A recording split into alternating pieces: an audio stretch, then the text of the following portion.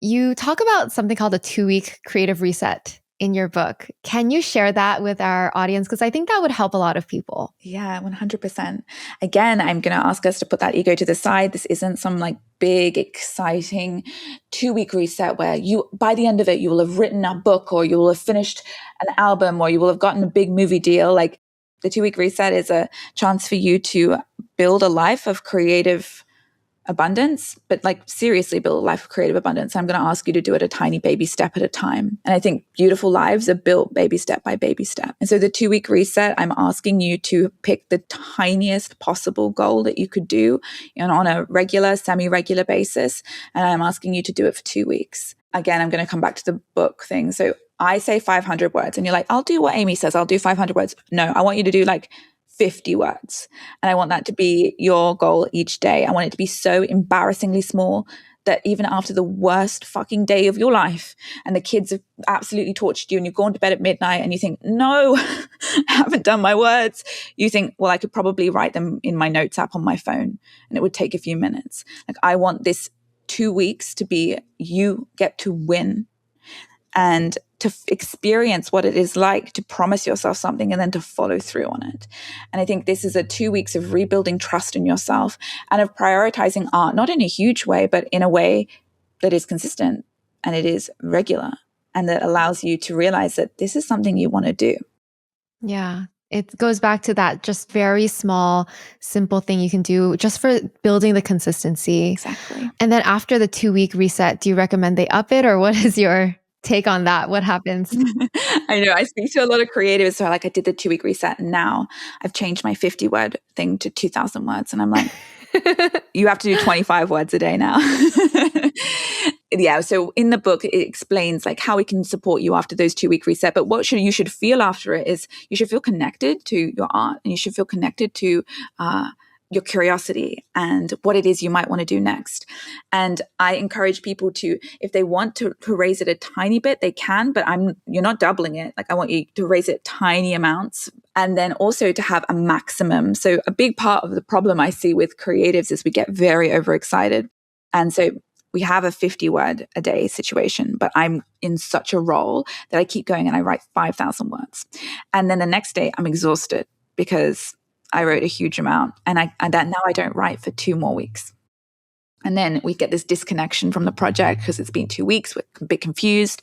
So I have a bare minimum, which is the 50 words, and then also capping our art, protecting our energy. So 50 words is the minimum, 500 words is the maximum. And so that we can have this sustainable build where we're not like getting overexcited and just doing it all at once. And this is very challenging for a lot of creatives. And a lot of creatives really don't want to hear me say this.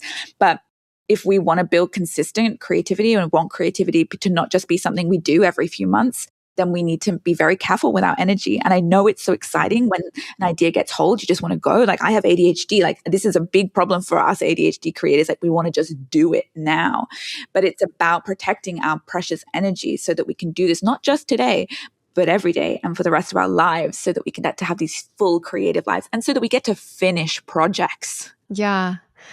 Amazing. I'm also curious if you have tips for other writers out there for like how beyond just writing your words per day, like what else can you share about your process in finishing a book? Like whether it's like how you structure or I don't know. Because I think there's so much that people don't know goes into it. So for me, I've never been one to go to a craft lesson. I never read craft books about writing. And this is really different. My husband, he's also an author, loves craft. He wants to learn about all the different authors, like how they structure, like how they use language, like really, really into it. For me, I've always wanted to learn by doing. So I only want to learn by making shitty art and realizing, oh, that's shit. I wonder why, and being curious about it. And so for me, when people ask about craft, I invite them to go on a very messy journey of self-learning. And writing a book is something that has been pedestaled hugely as something that is incredibly difficult and only for the very intelligent. And that is complete and utter bullshit.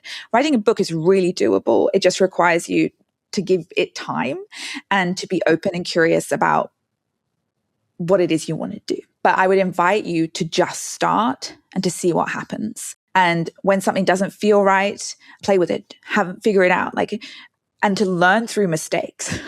And so for me, that's been a huge part of it. Like my first book that I ever wrote, it took me 6 years to write because it was just me learning again and again and again the mistakes. And the next book I wrote, it took me 6 months. Wow. So it's this constant like craft. It doesn't need to be given to you by somebody else. And of course, if you're someone who loves to learn like that, go find your crafts book. But for me, craft is learned by shitty art. And I guess that's why I'm such a proponent of it, because the more crap I made, the more mistakes I made, the better an author I became. And my writing today is the way that it is because I've written very badly. And that is very hard for a lot of us. But for me, it is the most incredible way to learn. It's also because like sometimes I write something that's really good and I'm like, wow. And you learn through that too. And it's this accumulative, brave exploration of trying something and seeing if it works. I think what I love most about you and your teachings is that you give us so much permission to just be messy, to just, it's like full acceptance for what is, right? This process is ugly. You're going to learn through the mistakes. It's fine. It'll be okay. Permission. Exactly. I think that's really all we needed, or like one of the biggest things we needed. I agree. And I think permission's probably been the biggest word for me on my creative journey. Permission to make mistakes, but also permission to just be an author without anybody telling me I'm allowed to be one. You know, like I think a lot of artists wait for permission to be told that they're allowed to pursue the art they want to pursue. And, you know, for me, that initially I was like, I need a publisher to tell me I'm allowed to be an author. And I know I speak to a lot of actors who are like, I need, you know, someone to pick me and put me in something in order to be an actor. And we are living in a culture of we need permission in order to be a creator. And understanding that you need permission from absolutely no one but yourself is so powerful.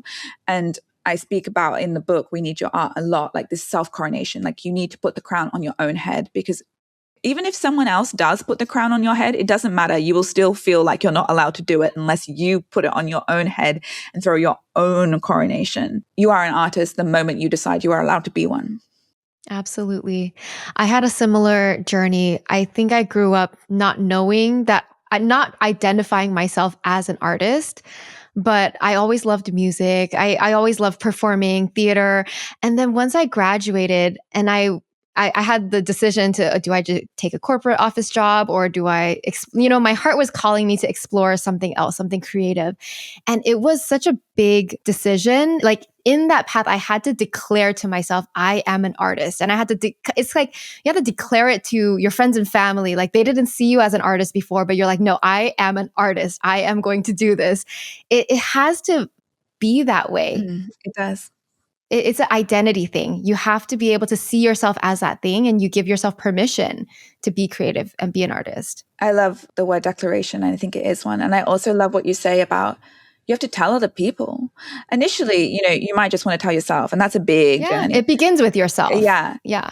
Sometimes, though, I often feel like if you're really struggling to accept it yourself, start telling other people, and sometimes they can reflect it back to you. Yeah, no, that's so true. That's so true. Sometimes I remember now, it's like you feel like an imposter saying it in the beginning. You do. But you say it anyway. Yeah. I was starting my YouTube channel and I had like no subscribers, but I was like, I'm a YouTuber. Yes, I'm going to do this.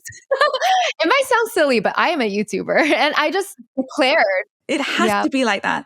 And I think a lot of the times when we self-claim and we say, I'm a YouTuber, I've got a YouTube, I'm a YouTuber. When we say, I'm a podcaster, no one's listened, but I'm a podcaster. Yeah, you're doing the thing. Yeah, you will get a response from other people that is often very triggering. And they will say, well, who gave you permission? Or how many followers? They will ask for qualification because they are reflecting the fact that they wanted to self-anoint too. They wanted to declare it too, but they thought they had to wait. And so when you do it without permission, they're going, like, how dare you? Yeah, like, why are you allowed to do that? But I'm not allowed to do that.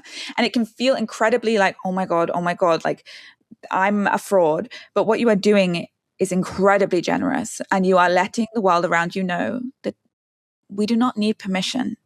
That to be an artist, whatever artist it is you want to be, like that is yours to claim whenever you want, and you start to shine very brightly, and it will upset people. And you need to understand that that is okay. It is a sign you are doing a very good job and you are doing an incredibly generous thing.